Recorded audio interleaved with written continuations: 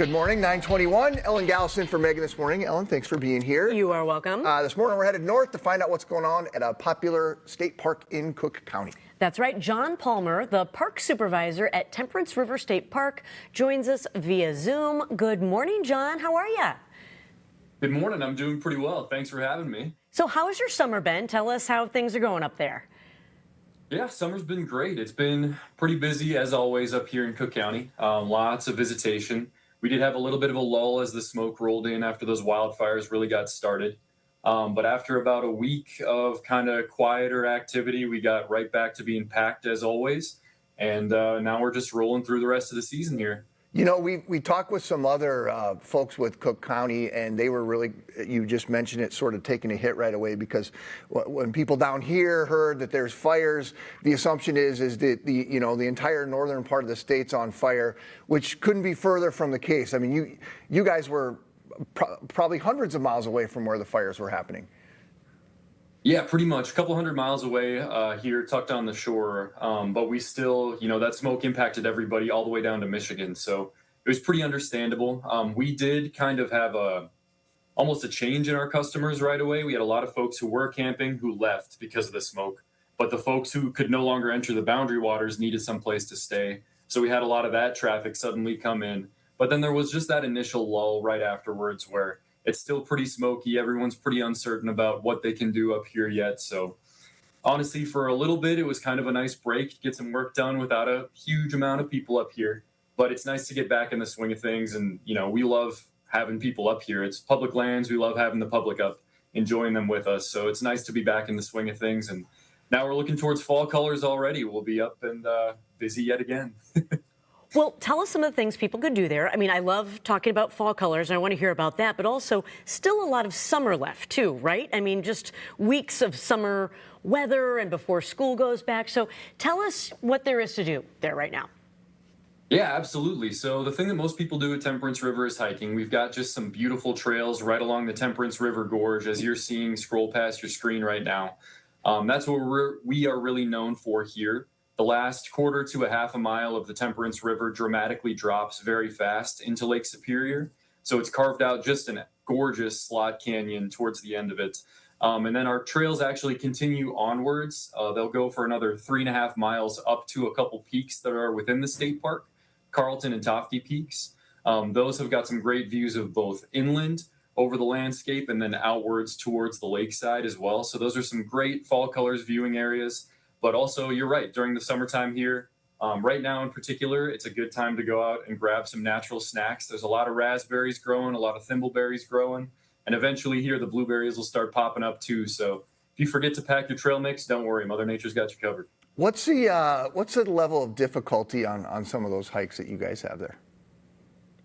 So we do have a few more technical areas that I would say are more moderately difficult.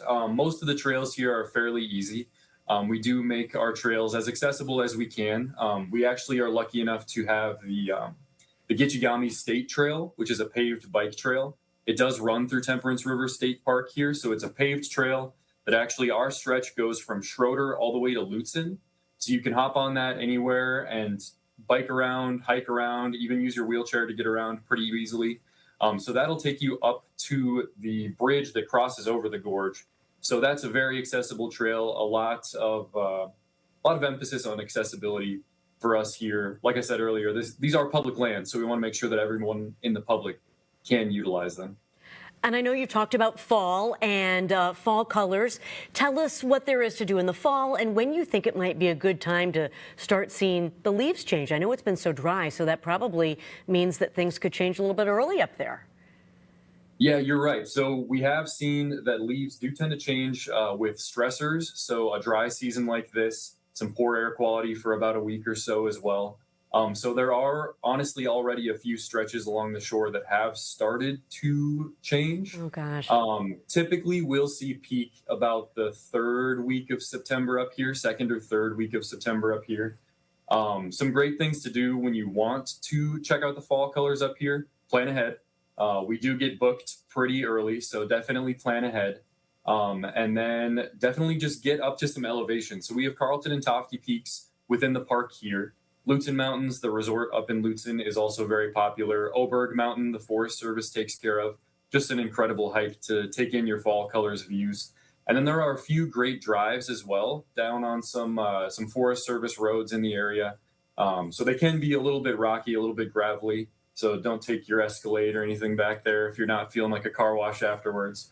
But yeah, just planning ahead is the biggest thing. The North Shore, really well-known destination for a lot of people, so we get booked up very, very fast. We've been showing a lot of video of raging rivers and streams. I know here in the cities that nothing's raging like that. It's so dry. How's everything going up there from that perspective? Is the water flowing, or are you guys pretty dry too? We're pretty dry too, so the water doesn't, it would take a pretty incredible thing to happen that the water would stop flowing here. But we do have quite a bit less water than when I spoke to you last, I think in April. So we're down pretty low, which makes it kind of interesting. You can get out on some rocks you couldn't previously. There's also some old Conservation Corps work from back in the day that has sort of been reclaimed by nature and reclaimed by the river. But lately it's actually accessible to get out and check out those old structures as well because the water is so low. So it just kind of creates a new, unique environment for us to enjoy, just depending on how the river changes. But it's also, it's a good time to remind people that, while it may be easy and even enjoyable to get down next to the river right now, things change very fast. And at all times during the year, it's not that great. So it's tempting to hop in and swim around right now when the water is low. But it's just something you got to be careful and something we really advise against in this river in particular. Well, I love that it's different every time you go up there. That's one of the beautiful, most unique things about it. It's just a different place every single time. You notice something different, or the conditions are different, that makes it a different experience. So, and good tips to book early. Book early for fall. Good to know. Yes, absolutely. Well, John, best of luck here, and hope you're nice and busy. We don't want you to get too used to those days of doing office work. We want you to be, out there doing what you do. Yeah, I definitely appreciate that. It's always much more fun when I get out in the field. Thank you again for having me, you guys. Awesome, John. Have a good rest of your day. To learn more about Temperance River State Park, just head to minnesotalive.com. I'll put a link for you right there.